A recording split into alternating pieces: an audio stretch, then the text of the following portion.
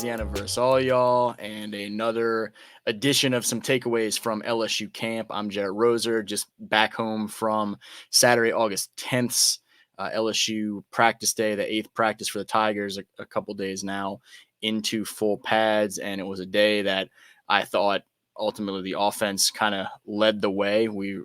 Just a couple days ago, we're talking about seeing some progress from the defense in some one-on-one sessions, the defensive backs holding their own a little bit better than they had on some previous days, and even some reps in the trenches, seeing the defensive guys hold their own.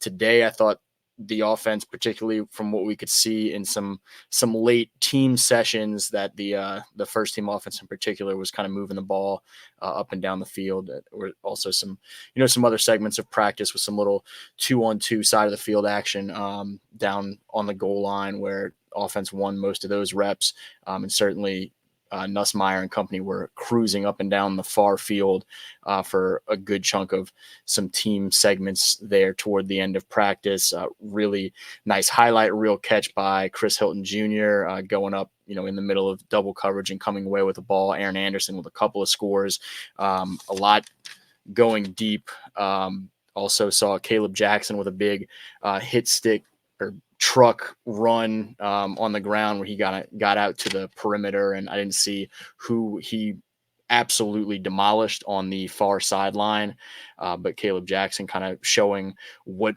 made Caleb Jackson a little bit famous there as a freshman last year, with his ability to lower his shoulder and inflict as much contact and physicality as he's taking. Kamarian Pimpton, Trades Green, both I thought good as they have been throughout camp.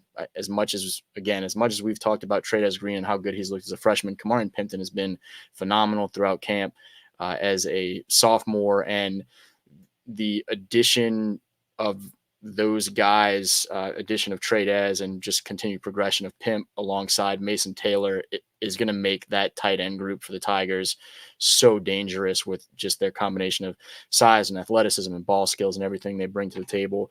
Another big target who was really impressive today, I thought Shelton Sampson Jr., the second-year wide receiver from Catholic High right down the road.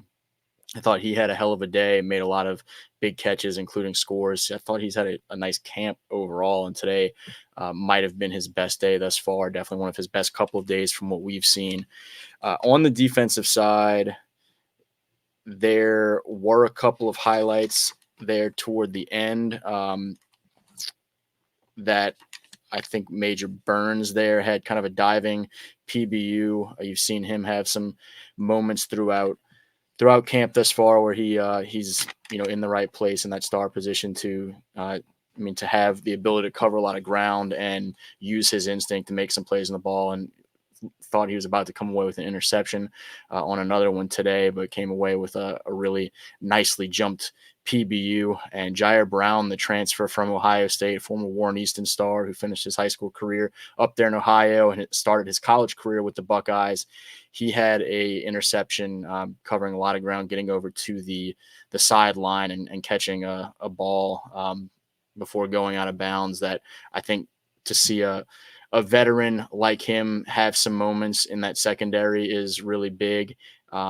Possible, guy in that rotation at a nickel type spot this fall. So glad to see him putting in some good reps there. First time I think we've seen as the media in terms of practice, Jalen Lee and Braden Swinson, as I don't know if I mentioned on one of the videos earlier this week or just kind of tweeting from Brian Kelly press conferences, but both those guys have been wrapping up a summer Spanish course that's kept them tied up in the mornings. And so they've been trying to get some work in the afternoons, kind of behind the scenes, more technical work and stuff like that, and just making sure they're staying in shape to hit the ground running. And, both were getting a lot of opportunities to work with first and second team units. Today, I saw Jalen Lee with some first team reps alongside Jacobian Guillory at that defensive tackle spot. Gio Paez was a guy that we didn't see today, and so not sure yet what's going on there. But to see Jalen Lee in the mix, and in the mix relatively high on the still fluid and undetermined depth chart, is a positive for the former Live Oak star. He and I think Timo Makanioli were two guys to watch alongside Jacobian Guillory, who has kind of become the clear leader of that defensive tackle group.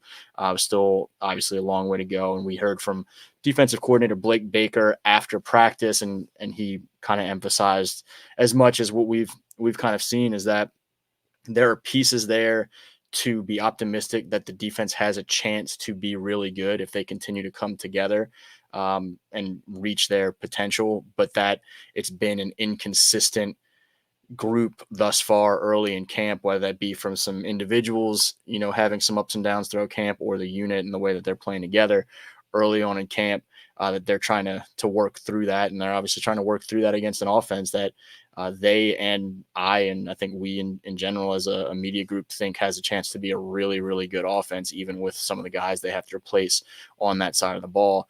Blake also mentioning that they still haven't really, at least on his side of the ball, defensively sifted through much in terms of a true depth chart. They're looking at a recovery day on Sunday and then getting back to 6 straight days of practice from there.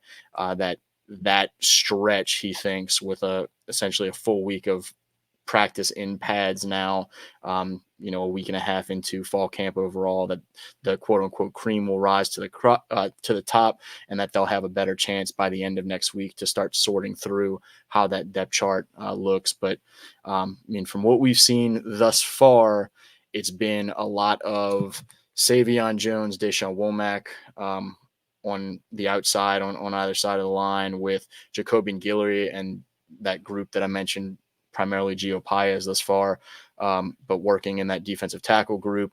You've got Greg Penn and Howard Perkins and Whit Weeks, obviously, along in that linebacker group. Major Burns playing some star. Sage Ryan working on the outside from everything we've seen thus far at a cornerback spot opposite Ashton Stamps. And then Jordan Gilbert, who I think has had a great camp alongside Jordan Allen at the safety spots. I think watching how that defensive tackle spot alongside Jacobian Guillory, as well as how the secondary overall comes together with the versatility that we know that Sage Ryan has, in particular, to potentially slide to a safety spot, Major Burns as well. I think that's, in terms of the defensive first team, that's kind of the areas we're watching. Does a PJ Woodland come along? How does Zy Alexander's continued recovery from that ACL go? Does Sage end up getting moved to more of a nickel or to a safety, or how are they going to utilize some of those options they have there as some young guys continue to come on strong, if they can find that consistency that Blake and company are looking for. But we'll be there for all of it. Continue to post some takeaways like this after any of the days that we have some media viewing. I know we'll hear from a lot more players and player interviews on Monday and Tuesday, as well as Brian Kelly on Wednesday after practice for another coach press conference. But make sure you're keeping up with everything on the Louisiana Verse All Y'all channel, whether it be the LSU coverage or some of the high school and recruiting stuff, or anything that we're able to get from some of the other college programs around the state. And as always, make sure you're hitting subscribe, drop a comment if there's something you want to know a little bit more about, a question you may have, or a player or position group you want to know a little bit more about. And until next time, y'all be well, watch some of these Olympics. And thanks again, as always, for tuning in. I'm Jarrett Rosen. This is Louisiana Verse All Y'all.